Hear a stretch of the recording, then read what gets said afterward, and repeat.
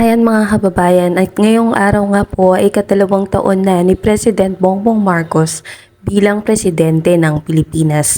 At nagtanong tayo sa ilang mga kababayan natin kung anong masasabi nila sa pamumuno ng ating presidente. Ano naman yung pamumuno niya, satisfied naman. At ginagawa naman niya yung kanyang nararapat na trabaho. Kami naman siyang proyektong nagagawa, and especially sa health. Namin, ano po ba yung mga naitulong, may ibabang tulong ni BBM para sa mga? Marami. Kung bilangin ko, baka hanggang bukas ng umaga tayo matapos. Sa ating Pangulo po is ipagpatuloy niya po yung magandang sinimulan niya. Ako si Governor Nilo De Mary Jr. ng Province of Dinagat Islands sa Caraga Region, galing sa Mindanao. Sir, ask lang po namin, ano po ba yung mga naitulong, may ibabang tulong ni BBM para sa mga? Marami. Kung bilangin ko, baka hanggang bukas ng umaga tayo matapos.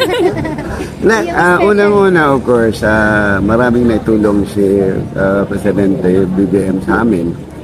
Una, yung lahat na serbisyo ng gobyerno na ipabot natin doon sa kasulok-sulukan ng mga barangay mula sa probinsya ko na isla, dumating yung gobyerno na ipabot natin yung serbisyong medikal, yung mga scholarship, tulong sa mga magsasaka, tulong sa mga mahihirap, mga mangingisda, na pa-improve natin yung mga daan. Sa 2 taon pa lang na nakaupo siya, umabot na sa amin yung serbisyo ng gobyerno.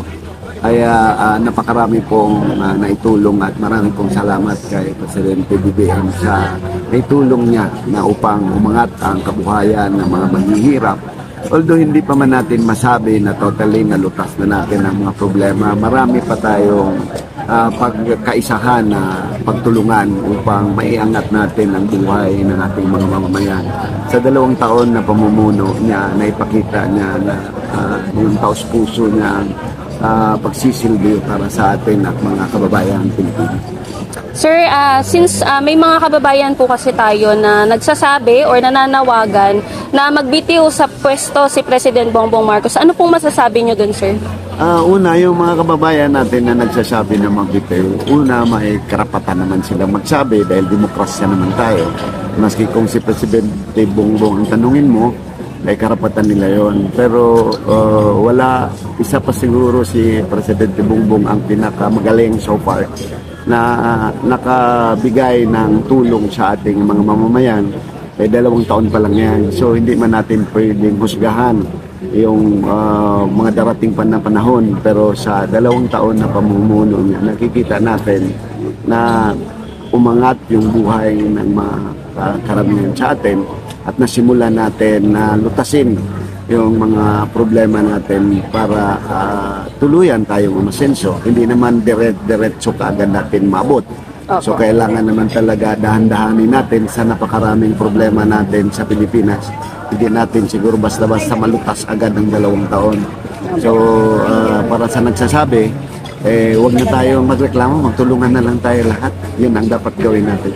Ayan, maraming salamat, sir. Sir, last na lang po, message na lang po para sa ating Pangulo. Kay Pangulong BBM, maraming salamat po mula sa mga tao galing sa probinsya ng Dinagat Islands. Kami po ay nagpapasalamat ng taong puso sa inyo dahil sa dami pong naitulong niyo sa aming probinsya at sa aming mga mamamayan. Maraming salamat. Salamat, po. sir. Ayan, ma'am, ano pong pangalan po nila? Jocelyn Valderrama from, do I need to tell you? Yes, ma'am. We are from FDA, Food and Drug Administration.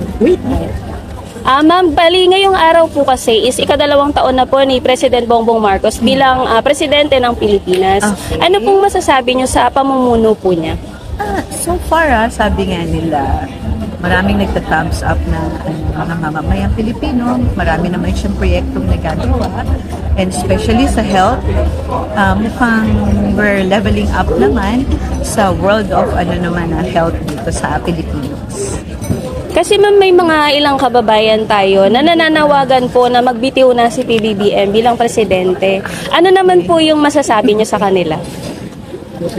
Siguro, since siya naman talaga ang ating Pangulo, hinalal siya ng bayan, bigyan talaga natin siya ng chance na patunayan niya ang pagiging leader niya sa Pilipinas until the 6th year ng termino niya dito. So, walang mawawala. Basta pare-pareho lang natin gawin ang mga bagay-bagay na kinakailangan gawin ng isang tunay na Pilipino na nakatira dito sa Pilipinas. Yun lang naman. Ma'am, part po tayo ng health workers, ma'am. We are from FDA. Yes, Food and Drug Administration. We regulate products, food, cosmetics, devices, and pharmaceutical products. I'm from the Common Services Laboratory, Director 2 of the Common Services Laboratory, and si Ms. Cecil nga, siya yung Director naman ng Center for Drugs Regulation. Ma'am, ano na lang pong mensahe nyo kay President Bongbong Marcos? Ang masasabi ko lang, aming Pangulo, just continue the good work. And maraming Pilipino ang magdadasal para sa bayan, para sa'yo. So, God bless po. And enjoy nyo lang ang pagiging leader ng Pilipinas. Maraming salamat po, ma'am. Thank you. So, hello po, ano pong pangalan nila? Bali yung pangalan ko po is Neymar Escobar Bayot. Bali, isa rin po ba kayong healthcare worker po? Yes po. Bilang pong isa po sa health workers, ano po yung mga naitulong sa inyo ng ating mahal na Pangulo? Bali. Marami po ma'am, katulad po yung mga program nila na sa health, mga ganon. Like for example, yung mga malasakit, ganun po. Saka yung mga cash aid po siguro na sa akin. Na, under DSWD po. Na binibigay nila sa mga may sakit o nakapatulong. Dahil po sila ay wala siguro pera. Ano pong masasabi nyo? Kasi po may mga ilang kababayan tayo na nananawagan po na bumaba na sa pwesto si President Bongbong Marcos. Ano pong masasabi niyo sa kanila? Yung masasabi ko po sa kanila is dapat yung tignan po nila is yung mga malaking na itulong nila sa atin po. Yun po ma'am, para mas lalo pong mas matulungan ni Bongbong tayo sa ating mga kailangan po. Bilang si PBBM po kasi ay 2 taon na po bilang presidente ngayong araw. Ano pong masasabi niyo naman sa pamumuno po niya? Bali, sa 2 taon po ma'am is marami na pong nagbago. Marami pong mga programa na naitulong nila sa atin, sa ating mga community, lalong-lalo na po sa yung mga yun po, yung mga proyekto yes, po. Projects po. Last po, message na lang po sa ating mahal na Pangulo. So, ano po, bali, yung message ko lang po sa ating Pangulo po is ipagpatuloy niya po yung magandang sinimulan niya para mas marami pa pong matulungan niya, lalong-lalo na po yung mga nangangailangan.